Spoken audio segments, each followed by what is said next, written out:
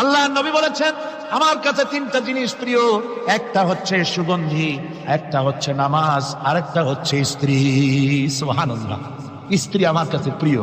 হুজুর বলেছেন তোমাদের মধ্যে সেই ব্যক্তি উত্তম যে ব্যক্তি তার স্ত্রীর কাছে উত্তম। আমি আমার স্ত্রীদের কাছে উত্তম ব্যক্তি। সুবহানাল্লাহ। রাসূলুল্লাহ স্ত্রীকে কত ভালোবাসতেন। বিশ্বনবী রাজনৈতিক কর্মকাণ্ড চালাচ্ছেন, যুদ্ধের দামামা বাঁচতেছে, চতুর্দিকে কত অশান্তি, সবকিছু চলছে, স্ত্রীর হক আদায় করতে ভুলে যাননি। রাতের বেলায় হযরত আয়েশার বয়স কম, তাকে নিয়ে রাসূলুল্লাহ একটু সুযোগ পেয়েছেন, বলছেন আয়েশা সব তো ঘুমিয়ে, চলো আমরা একটু দৌড়াই।